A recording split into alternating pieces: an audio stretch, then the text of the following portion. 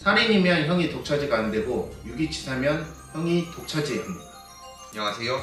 법무법인 태승 더 스마트 상속의 이유리 변호사, 허한욱 변호사입니다. 오늘은 지난 2월 18일에 방송된 그것이 알고 싶다 1340회 사건의 지평선 살인과 유기의 사이의 진실을 함께 리뷰해보는 시간을 가져보겠습니다. 사건의 내용은 이렇습니다. 일단 어떤 형제가 있습니다. 근데 형은 이제 정신적으로는 아무런 문제가 없으신 분이지만 동생 같은 경우에는 지적장애가 있으신 분이었습니다. 그런데 이 형제의 부모님이 돌아가셨습니다. 약 40억 원 상당의 재산을 남겨놓고 돌아가신 상태였고, 그 이후에 이 형이 어느 날 동생을 밖으로 불러냅니다.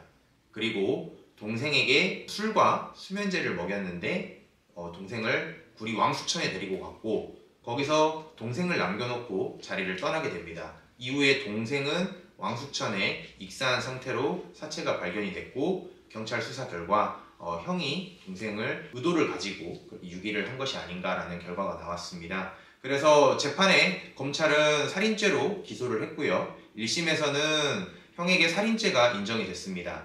그런데 항소를 했고 2심에서는 형에게 살인죄는 증거 불충분으로 무죄가 선고가 됐고, 다만 동생을 유기해서 사망에 이르게 했다라고 해서 유기치사죄만 인정이 됐습니다. 이유리 변호사님, 그러면 우리 지금 1심 판결과 2심 판결이 이렇게 결론을 달리했는데, 우리는 상속 전문 변호사니까 상속 전문 변호사의 관점에서 이 1심 판결과 2심 판결의 결론이 달라짐으로 인해서 이런 상속에 있어서 어떤 차이점이 발생하는 부분이 있다면 좀 설명을 해주실 수 있나요? 간단히 말씀드리면 일단 1심에서 형의 살인의 고의가 인정이 됐다면 우리 민법 규정에 따라 상속 결격자가 되기 때문에 동생의 사망에 따라 배우자나 자녀가 없기 때문에 이제 형이 원래 1순위 상속인인데 형이 상속을 못 받게 되는 것이죠. 1심 결론에 따르면 형은 상속인이 되지는 않습니다. 근데 이제 2심 결론에서 뒤바뀐 결론에 따르면 유기치사는 상속 결격 사유가 아닙니다. 우리 민법 규정상 동생이 사망했으니까 동생 명의의 재산, 그러니까 부모님으로부터 상속받은 재산은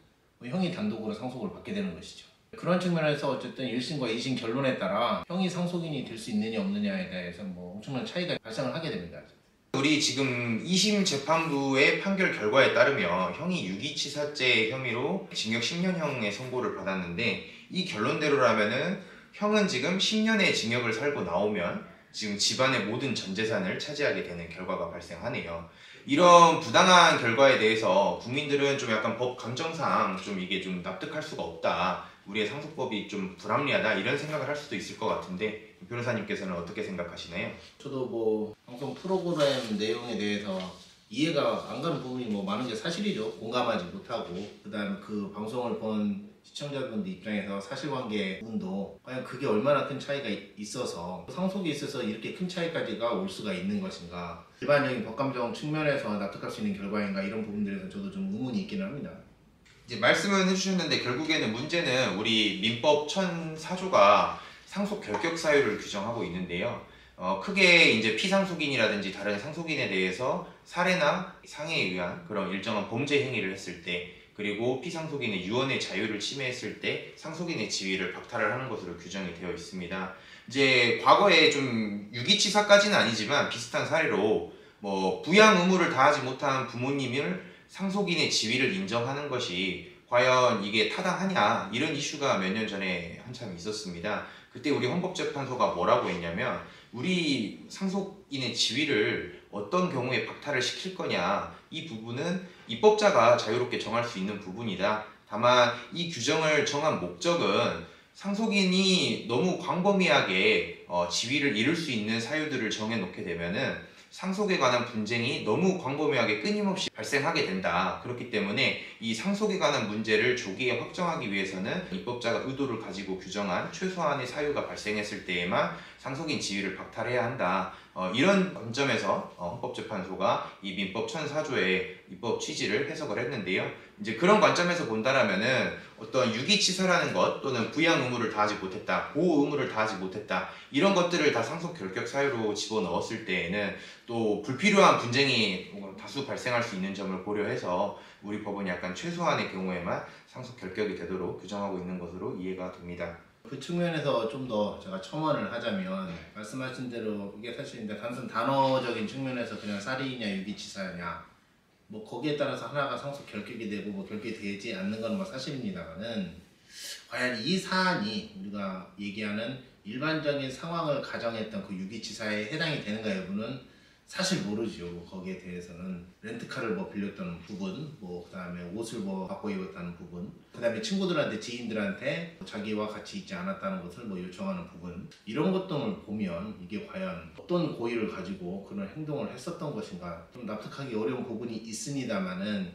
이런 것들을 과연 유기치사로 그냥 하나 포섭을 시켜서 뭐 이렇게 할 수가 있었던 어떤 특선 사정이 뭐가 있었는지는 저도 모르겠습니다. 재판을 직접 하지 않았기 때문에 다만 쉽게 납득이 되지 않는 부분은 어쨌든 사실입니다.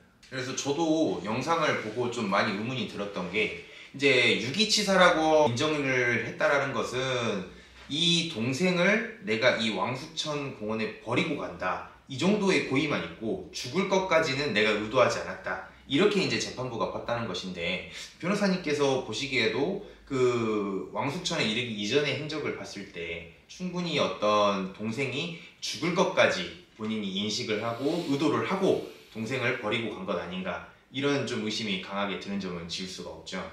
그렇죠. 어떤 식으로든 그냥 이해를 해보려고 노력을 한다고 하더라도 뭔가 좀 앞뒤가 뭔가 좀 개운치 않다는 느낌은 좀 있습니다. 그래서 저도 이 사건에서는 검찰에서도 이제 살인죄를 적용을 해서 기소를 했고 아마 대법원에서 조금 더 그런 살인의 고의가 인정이 될 수 있을지 그것에 대해서 판단이 이루어질 것 같고 그 살인죄가 인정이 된다라면은 상속에 있어서도 결격이 돼서 이제 동생의 재산을 형이 상속받지 못하게 되는 우리가 쉽게 받아들일 수 있는 결론이 나지 않을까 싶기는 한데 이제 궁극적으로는 우리 민법 1004조에 대한 논의도 좀 필요할 것 같습니다. 그래서 우리 중국 같은 경우에는 피상속인을 유기하거나 중대하게 학대한 경우에는 아예 상속인 지위에서 박탈을 하는 그런 규정이 있다고 알고 있고 오스트리아에서도 상속인이 피상속인에 대해서 또는 상속 재산에 대해서 징역 1년 이상의 그런 형에 해당하는 어떤 범죄 행위를 했을 때에는 상속인 지위에서 박탈이 되는 그런 규정들이 있다고 알고 있습니다. 그래서 우리 민법도 좀 더 적극적으로 좀 더 넓게 상속인 지위를 박탈하는 그런 제도 도입이 필요하지 않냐 또는 요즘에 좀 논의되는 바로는 상속인의 지위에서 박탈을 하는 그런 재판을 청구할 수 있게 해서 법원의 판단에 따라서 적합하지 않은 경우에는 상속인 지위에서 박탈하는 그런 재판을 할 수 있어야 되지 않냐 이런 논의도 있는데 변호사님께서는 어떻게 생각을 하십니까? 사실 우리 법무부에서도 입법 개정안이 나왔었죠. 이 상속 결격도 어쨌든 우리나라도 이게 약간 문제가 있기 때문에 정부 입법안이 있었던 것이고 예고도 있었던 것입니다만 실제 통과는 되지 않았던 거고 뭐 이거 자체가 현 제도로는 좀 불충분하다, 좀 문제가 있다, 뭔가 좀 개선의 여지가 있다 이런 거가 좀 스스로 반영하는 게 아닐까 그런 생각은 듭니다. 그래서 말씀하신 것처럼 근본적으로 지금 이 사건에서 나아가서 우리의 상속 결격 제도에 대한 고민이 필요하다. 그리고 이 부분에 있어서 국민적인 공감대와 필요성이 있다라면은 좀 국회나 정부 차원에서 제도 개선이 이루어져야 될 것 같습니다. 오늘은 우리가 그것이 알고 싶다 영상을 통해서 상속법적인 관점에서 간단하게라도 말씀을 나눠보는 시간을 가져봤습니다. 다음 편에도 좀 인상 깊은 영상이나 주제가 있으면 함께 말씀 나눠보는 시간 가져보도록 하고요. 오늘 저희는 여기서 마무리하도록 하겠습니다. 감사합니다.